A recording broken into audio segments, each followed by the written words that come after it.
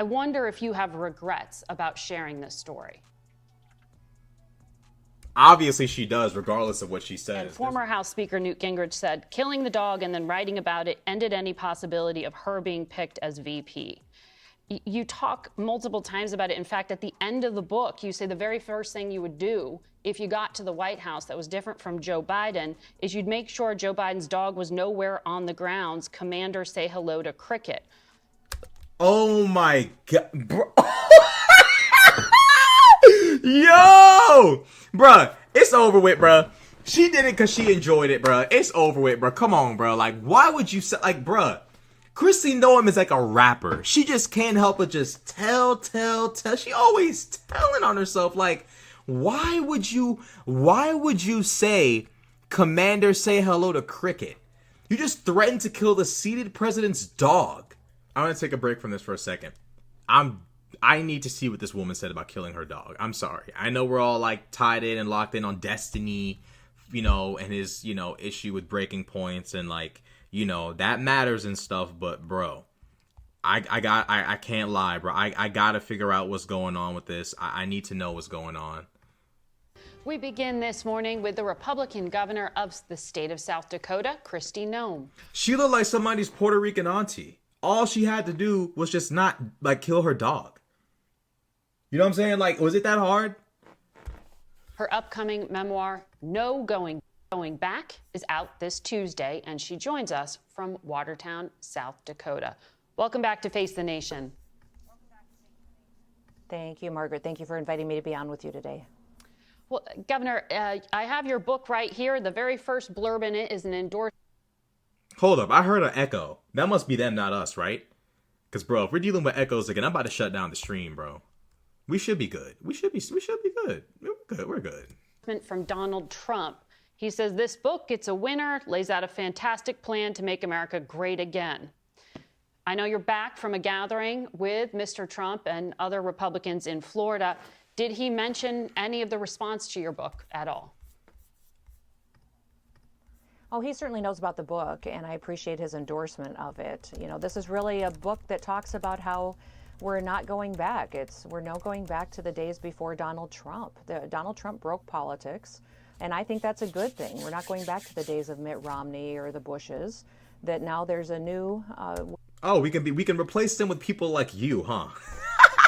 We can replace them with people like you. To do and talk to the American people, and they appreciate it. It's an honest, genuine conversation about what these citizens can do to take back their government and to have more input. So this book is really a how-to guide for how to make your voice heard, and for people in this country what they can do to really make sure that they are getting genuine elected officials that really want to give them more freedom and liberty.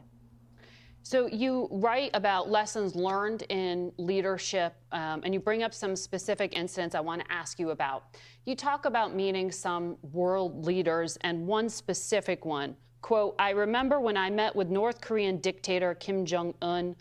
I'm sure he underestimated me, having no clue about my experience staring down little tyrants. I've been a children's pastor after all.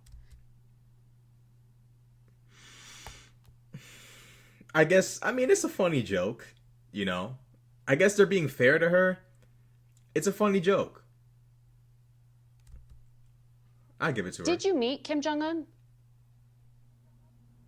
Uh-oh. If she didn't meet, if this woman did not meet Kim Jong-un, Trump, I don't want you to win, but boy, do I feel bad for you. Well, as soon as this was brought to my attention, I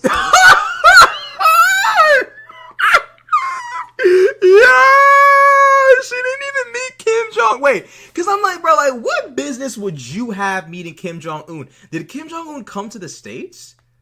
Hold up. Kim Jong-un visits the United States. Kim Jong-un visits the United States. A list of international trips made by Kim Jong-un. The number of visits per country where Kim Jong-un has traveled. Singapore and Vietnam, South Korea and Russia, and China.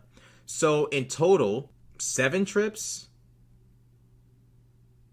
Like, that's actually underwhelming. I thought he'd fly more. I don't know.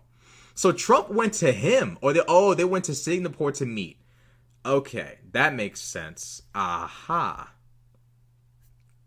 So this man's only been out of the nation 7 times. Okay, so Trump, obviously, we all know Trump meant Kim Jong-un because he started violating him on Twitter. You know, Trump don't be talking crazy about people unless he's had some kind of interaction with them, usually. But she lied about meeting Kim Jong-un? They made some changes and looked at this passage, and I've met with many world leaders. I've traveled around the world. But did you meet Big Kim, though? Did you meet Kimmy? Hold up.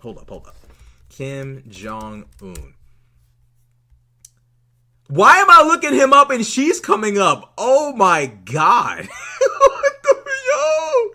Oh my God. As soon as it was brought to my attention, we went forward and have made some edits. So I'm glad that this book is being released in a couple of days and that those edits will be in place and that people will have the updated version. So you did not meet with Kim Jong-un. That's what you're saying. Yo! No, I've met with many world leaders. Many world leaders. I've traveled around the world, I think. Have you met Kim? Have you met Kim? Have you met Kim Jong-un, Kristi? Yes or no? Yes or no, have you met Kim? Talk extensively in this book about my time serving in Congress, my time as governor, before governor, some of the travels that I've had. I'm not going to talk about my specific meetings with world leaders. I'm just not going to do that. This anecdote shouldn't have been in the book, and as soon as it was brought to my attention, I made sure. Okay, anecdote or lie? Like this, you could have said this misinformation, this mistake. You could have said anything. You say this anecdote. Ma'am, tell the truth. You know what I mean? Like, this is not an anecdote. This is a mistake. This is a mistake. It's really a lie. But I'm going to give you grace since no one else is willing to do it. You lied. You miscommunicated. There are many terms you can use to illustrate what went wrong here. Anecdote is not one of those words. Come on now. Really? You got the plastic surgery. You're looking like a baddie. You know what I'm saying? What you need to be doing right now is to capitalize on the halo effect and say, hey guys, it was a blunder. It was a miscommunication. Don't say it was an anecdote. Hold up. Google. I know what anecdote means. We just need to remind her what it means. Hold up. It's the D that sounds like a T. A short, amusing, or interesting story about a real incident or person. Highlight real.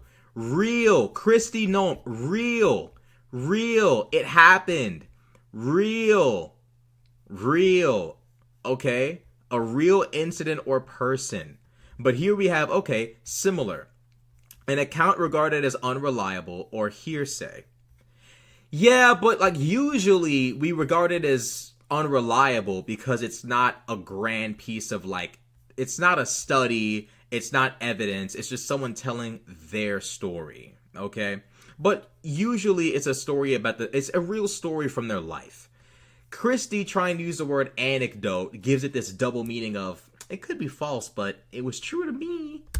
That was adjusted. So the book is not released until Tuesday, and so we're doing all that we can to make it wasn't, wait, hold up. When was this interview?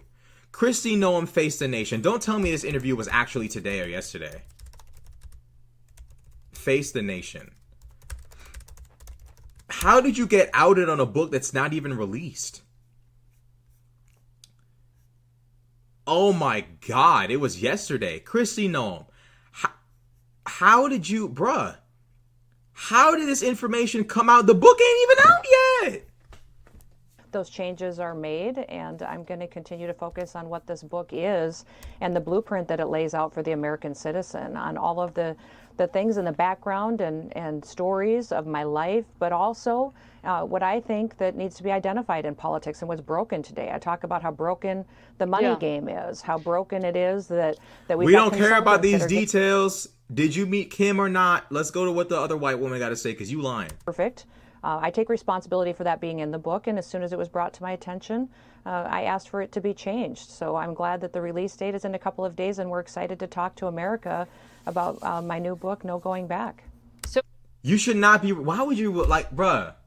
Why would you release the book? I know the book is called No Going Back, but you don't have to live by that mantra. You can surrender.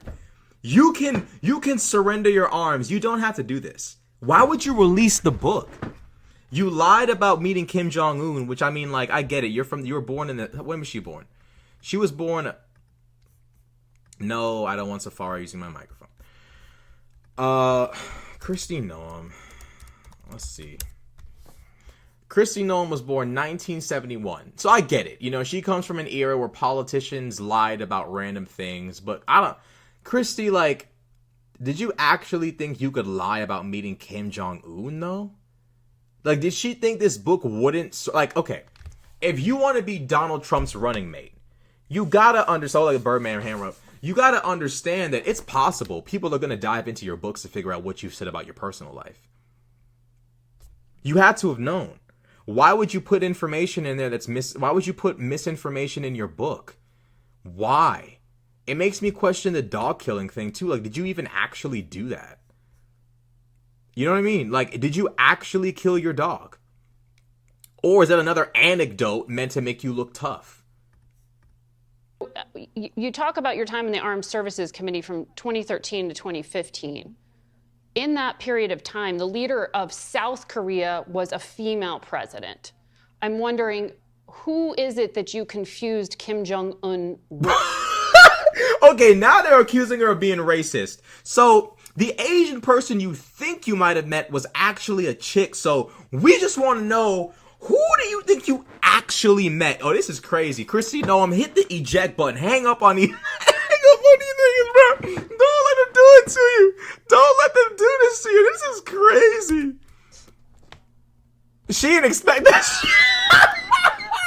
Yo, she didn't. Yo, I ain't gonna lie, bro. Respect, yo. She did. Look at the look on her face. She did not see this shit coming. I wouldn't have seen it coming either, bro. If I had lied like this and I was on this little, bro, she should have never came out and publicly, like, bro, like, I am not pro-Trump. I hope Biden wins, but oh my God, this is hard to watch. Why she even accepted this interview is insane. She's sitting there talking about so when you were in the military, the person that you actually met was a chick from South Korea. Could you be confusing these Asian folks? Would you like to clarify who you might have actually met? This is crazy. Hold up, Kristi Noem, when were you in the Army? Where did you serve? Education, previous camp. I don't care about that. What is her military service? U.S. member. Okay, why don't they have her military service? Did she serve in the military? Did she actually? I could have sworn that woman said during your time in the armed services, right? I'm trying to figure it out.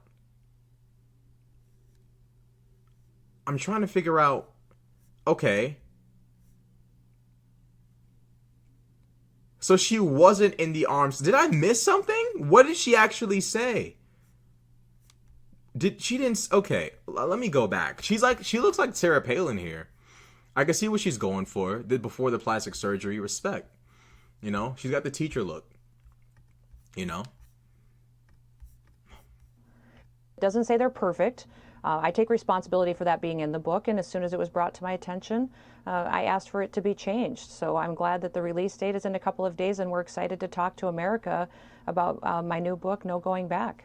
So you talk about your time in the Armed Services Committee from 2013. Armed Services Committee. There we go. I missed committee. Okay, so she didn't serve in the military, but she served in the Armed Services Committee. And in that time, she met the president of South Korea. Okay. 2015. Hey, look, listening is key. I'm going to tell y'all right now, listening is key. I effed up there, but we good, though. We straight. At least we not Kristi Noem, though. In that period of time, the leader of South Korea was a female president. I'm wondering, who is it that you confused Kim Jong-un with? Well, I think you need to remember, Margaret, and everybody needs to remember that I've worked on ag policy and federal policy for over 30 years. My time in serving and making policies in this country has been extensive and covered decades. Right, but you never went to I make North no Korea. specifics in this book. I talk about the fact that, yes, I have. I've been there. So You went to need North Korea? She been in North Korea? Yeah, going to the DMZ, and there are details. There are details in this book that talk about going to the DMZ and specifics that I'm willing to share. There's some specifics I'm not willing to share with you. I've traveled the world and I visited with world leaders, and some of that is referenced in the book. And this anecdote is something that, when it was brought to my attention, we made some changes. And when the book's released, we'll do all that we can to see that is reflected. Okay. Well, I'm asking about that specifically because you made the point to bring him up twice, and that he was a little tyrant. Do you have a question for me, Margaret? Yes, I do. South Korea is a treaty ally. North Korea is a nuclear-armed adversary. So that's a pretty big thing to confuse. I know you read this book before it was published because you released video of... Is she about to act like she can't hear her? Because we can hear the echo of you listening to her, so... Like, we know you can hear her because we can hear you hearing her. I wonder how Kristi's going to get out of this one. If she pulls a I can't hear you one, at this point, I can't even blame Kristi. I'm not even Team Kristi here, but, like, she got to find some kind of way out of this one. It's bad. A recording of the audiobook. You didn't catch these errors when you were recording it? Oh, Margaret, as soon as it was brought to my attention, I took action to make sure that it was reflected. And listen, this is what is so discouraging about politics and the media today, is that we have the White House that just recently came out and confirmed that President Joe Biden has misspoken, has made mistakes, has even outright...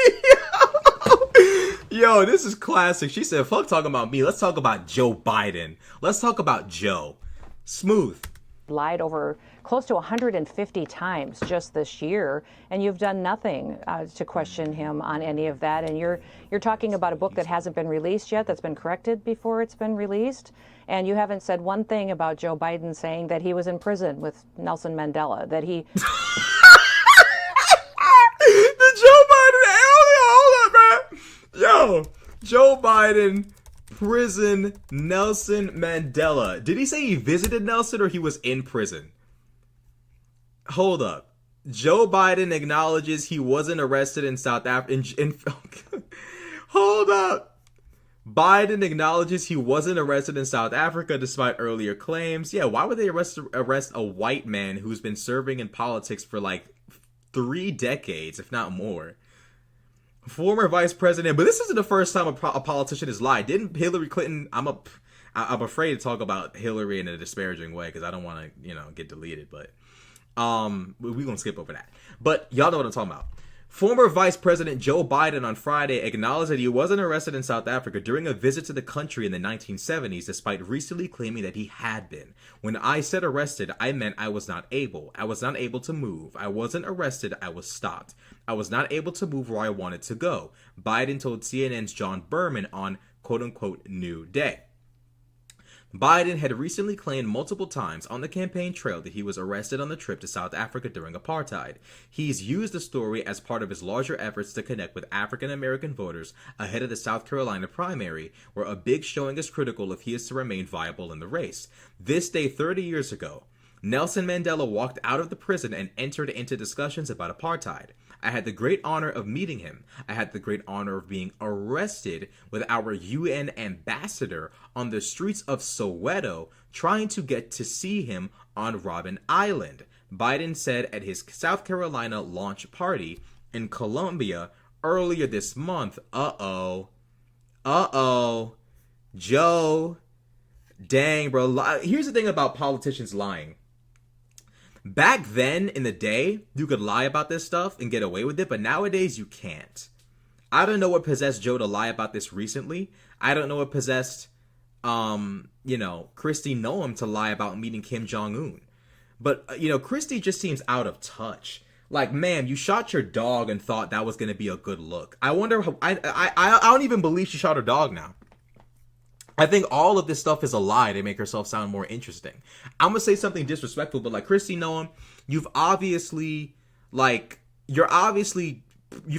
prepped really, really hard to put yourself in the position you're in now. Stop being so hasty to be liked and accepted and just trust the process. I don't want you to win. I want you and Trump to lose badly. But God, this is just embarrassing. Started the civil rights movement. If I had an interview with Joe Biden, who I've asked for multiple times, I will definitely ask him about his record. But I'm asking you about your book here, which we have. I'm just asking for why. So why am I being treated differently than every other person that you've interviewed? I've looked at. Don't do the interview. Don't, bro. If you don't want people to ask you why you capped about meeting Kim Jong Un, why would you accept the interview? I wouldn't accept it if they said, Rashad, we got you on book saying you met Kim Jong Un when you didn't. If anybody asked me to do an interview, I'd say no. I ain't talk to who? Not me. She had one job. Just don't talk to these people. Interviews, you don't interrupt other people. You let them talk. Thank you for inviting me to have this conversation about this book. This book is extremely important to the people of this country. It is. You killed your dog, and you bragged about it. This is very important. This is extremely important. This book really is of importance. It's important because it's a how-to guide of what they can do to have input into their government. How we need breakers and builders in this world, and I'm taking. I mean, it's possible she has some important information in there, but it's going to be overshadowed by popping her dog.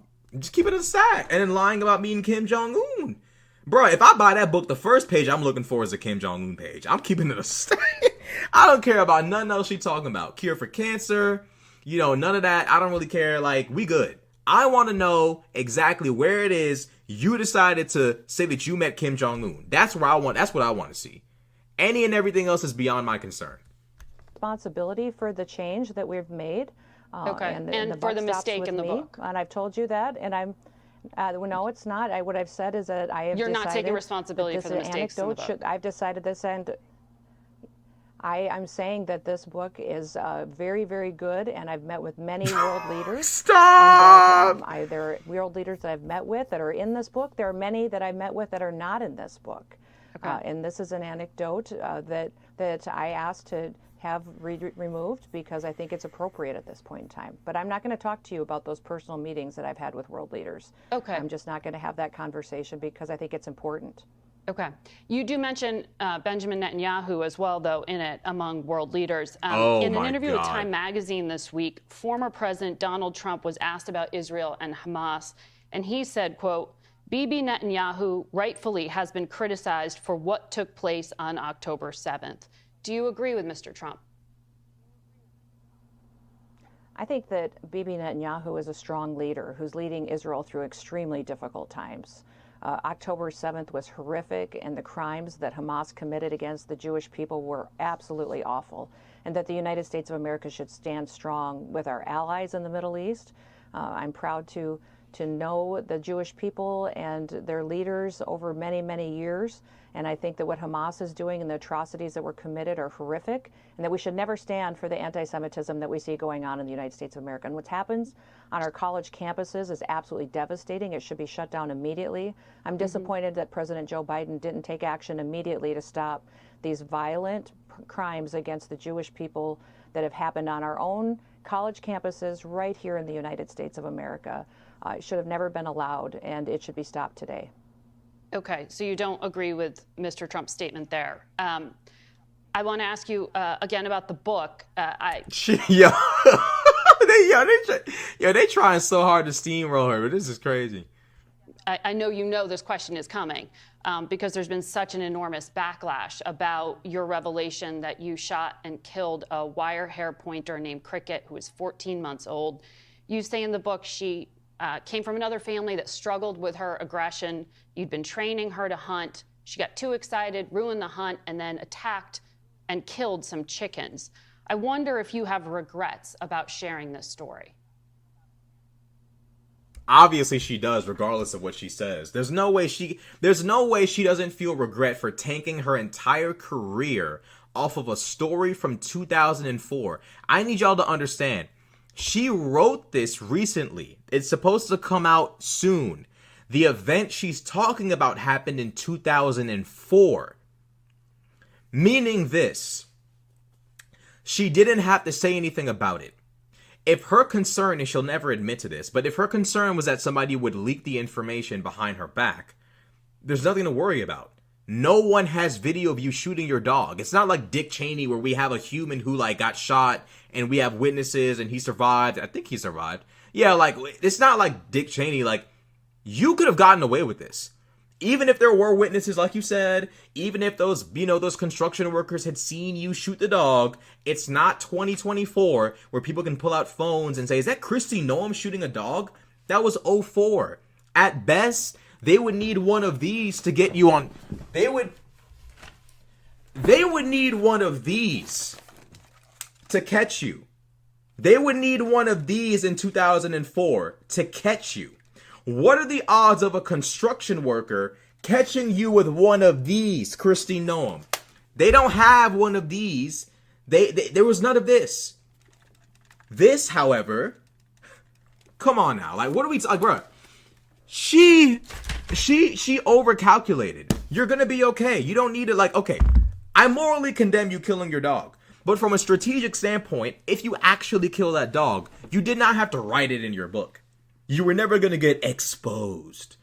And if you're telling the truth about why you really did it, to try to communicate to the American people, dab, you know what I'm saying? Little 2016 thing.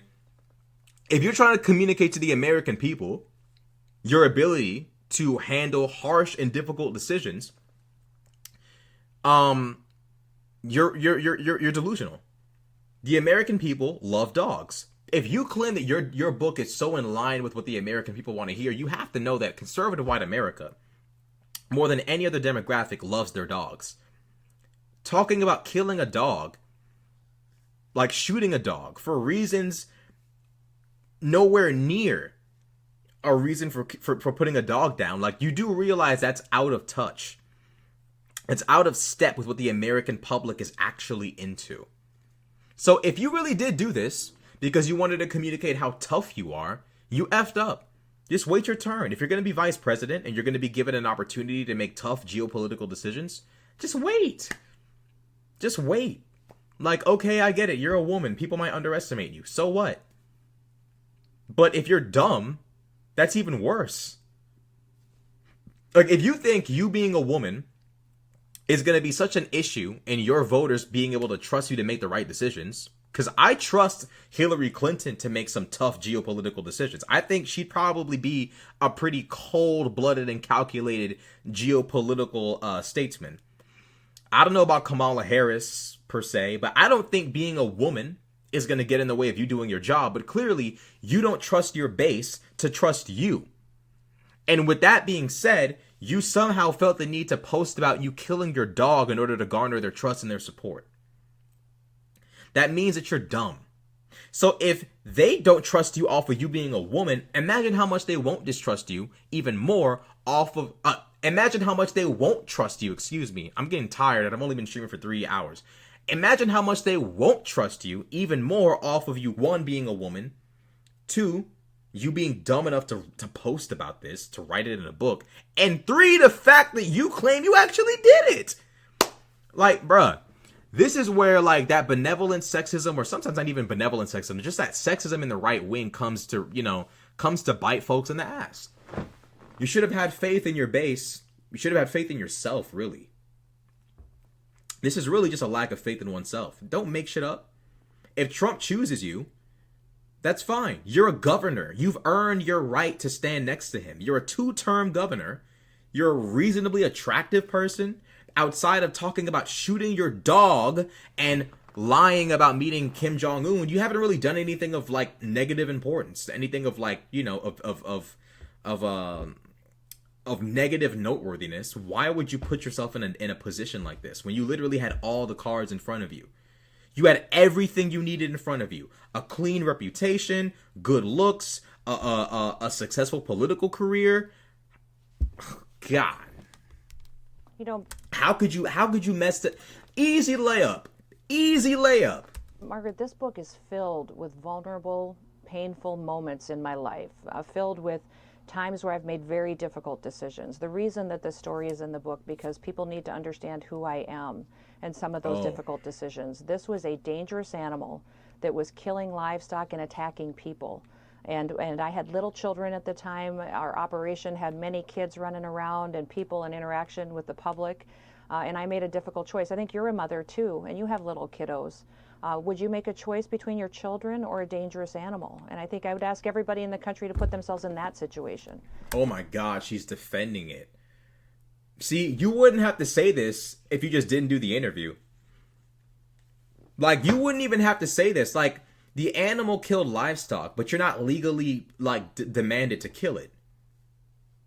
You could have just given it up to someone who could actually train it and wouldn't use it for hunting. Maybe someone who doesn't have a family might want to have the dog and might be willing to train it. But to take it upon yourself to kill the dog, it's ridiculous. Come on. Because that's what I faced. And I talk about it because what I'm tired of in this country is politicians who pretend to be something that they're not. That they aren't willing to have the hard conversations and look at the past and the tough decisions that they've made. What I talk about in the book extensively when people are able to get it on Tuesday is to see the whole story and the truth, not the spin that the media has put on this story. The media has put some or removed most of the facts, and what the reason this is in there is because I want people to know that I don't ask anybody else to take on my responsibilities. I understood my responsibility, and as a mom, I made a choice between protecting my children and protecting them from a dangerous animal that was killing livestock and attacking people. And, and that's the decision that I made. You could have just given the dog away. I described, I think, accurately how you wrote it up in the book. You didn't say the dog attacked people. You said it had tried to bite you. And I just wonder why you... Kristi Noem is trying to make it seem like, hey, the dog had done what dogs that get put down usually do. It attacked someone. It bit someone, which isn't entirely... It's just not the real truth. Kristi Noem, as I've said many times, could have given up the dog. She chose not to, and chose to turn herself into some sort of unnecessary, like, victim of circumstances and just kill the dog. And now she's trying to, like, run defense for the situation. I don't know what's wrong with this chick. I don't know what compelled her to kill the dog, to self-snitch 20 years later. But, I mean, some people you just can't help. Like, you know, I'm trying to be charitable by saying, like, hey, look, the dog did try to bite its owner. But in no way, shape, or form did the dog actually cross the line to where it should have been killed.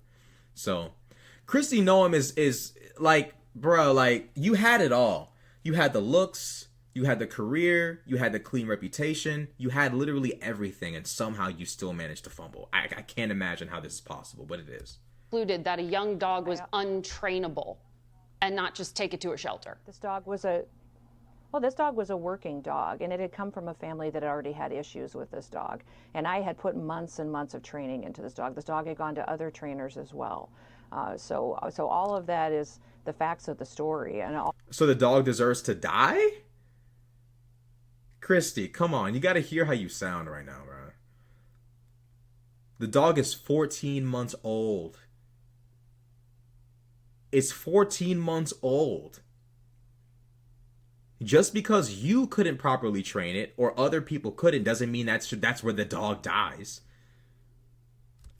All of that shows that when you put someone in a position where they have to make a decision and they want to protect their family and protect children and other people from getting attacked from an animal that has attacked others and killed livestock, that's the choice I made over 20 years ago.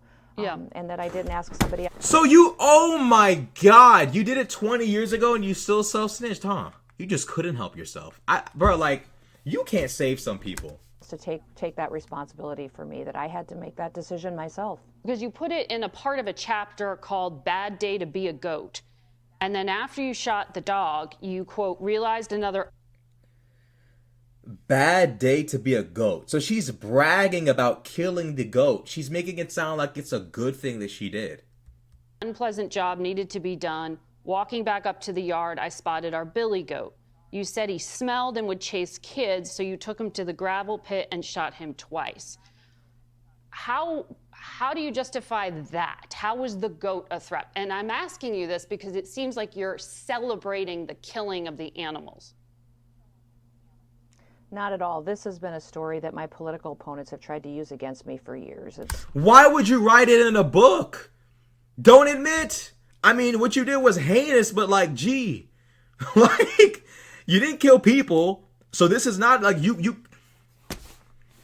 can't, bruh. Like, it's bad enough you killed a dog. It's bad enough you killed a goat. Okay, your political opponents have been spreading stories about it. That's fine. Let them remain stories. You don't self-snitch, make it sound like you did humanity some great favor, and then you name the chapter or the whatever part of it a bad day to be a goat? Kristi, Noem. Kristi, Noem. Main character syndrome is not a bad thing, but you have to know when to turn it off and when to turn it on. Like, you have to know. Well known in South Dakota, and it has been to other people, and I want the truth to be out there and to understand that these animals were attacking my children, that we live on a farm and a ranch. And Okay, did the dog attack you or your children? See, now it's like, okay, my charitability for you has come to an end. The dog didn't attack the kids, it attacked you. It tried to bite you after you tried to pull it off of a dead chicken. Trying to make it seem like the dog was like attacking your kids. Like, come on. You didn't mention that in the story. Like, if the dog was mauling your child and you shot it and killed it, Kristi, Noem, you're the MVP. But if you pull a dog over because it attacked livestock and it tried to bite you when you pulled it off, that's different from the dog attacking your children. And you never said that in the story, and now you're basically admitting to the fact that you revealed it because your political opponents were trying to use it against you. If you were smart, you would have let it remain a rumor. No one cares about what's going on in the intrigues going on in the politics of South Dakota. No one cares at all. I don't care. The country doesn't care. No one cares. You could have easily just left this one in your past, but you chose to bring it back to life. tough decisions are made many times, and it is to protect people.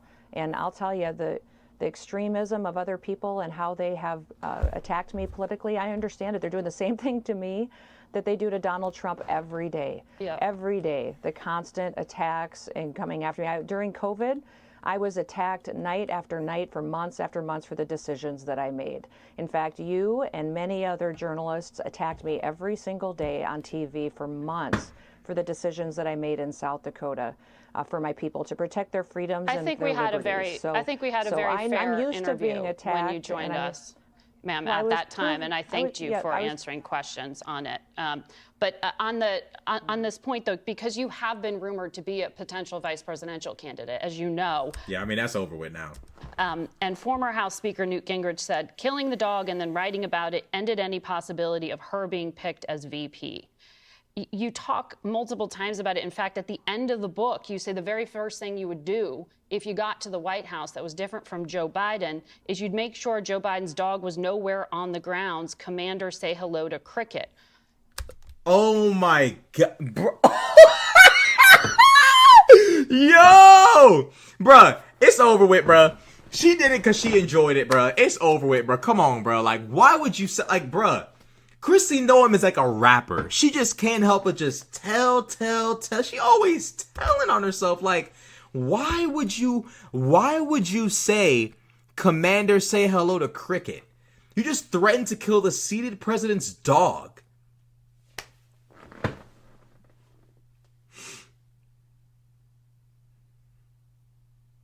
Kristi Noem, you need help, bro. Bro, you need help for real. Like, bro, like, I don't know what else to say. Like, you need help. Are you doing this to try to look tough? Do you still think that you have a shot at being a VP? Well, number one, Joe Biden's dog has attacked 24 Secret Service people. So how many people is enough people to be attacked and dangerously hurt before you make a decision on a dog and what to do with it? Well, he's not living at the White House That's anymore. the question that the president should be held accountable to. You're saying he should be That's shot? what the president should be accountable to, is what is the number? And I would say about Republicans criticizing me, these are the same Republicans that criticized me during COVID. They've criticized me when I've made other decisions in South Dakota to protect my state. And my state today is extremely happy and thriving. We're doing well. We've got thousands of people moving to our state. because they love the opportunities that are here and the businesses that have come, and how we've gotten to be a state that has one of the lowest unemployment rates in the nation. Everybody has an opportunity for higher wages. We've got revenues and reserves. Okay. Nah, you're not getting away with this one. Not only did you threaten to shoot the seated president's dog, but you said, "Commander, say hello to Cricket." It sounds like you took joy and satisfaction out of killing a dog. And to make it worse, Commander is the most white man dog name I've ever heard. I can't imagine white America letting you get away with threatening a dog named Commander and comparing killing it to a dog named Cricket. This is just a disaster. Disaster. We paid off our debt. We've got a AAA credit. Forget her. I want to see what the comments got to say. George Santos isn't fooling anybody with that disguise. That's crazy. I forgot, yeah. Lying about meeting Kim Jong-un is some George Santos shit. When the governor describes what's wrong with politics, it sounds like she's describing herself. How fake, dishonest, and disgusting. Noem is not only a despicable puppy killer. Bro, look, bro. You got the white men with the ball caps and the shades on coming at you. It's over for you. You ain't winning. You're not winning the election. Just wrap it up. Noem is not only a despicable puppy killer, she's also incapable of assuming responsibility for her actions. Disgusting. Just a Dude 7162 says, "OMG, what a liar. The Republicans sure know how to pick winners." Yeah, Trump's in a bad spot right now. Everybody in the Republican Party that could be of use is not of use. It's sad. Good God, this is the worst interview I've ever watched. What a psycho. Yeah, Kristi Noem's bad at this stuff. She's not that good. I'm not gonna lie. Sub her out. Put somebody else on the court. She's not good at this job. Yeah, she's not good. So one of two things is happening here. Either Kristi Noem has a ghostwriter who wrote that she met Kim Jong-un in the book, or Kristi Noem wrote it herself. Either way, she effed up.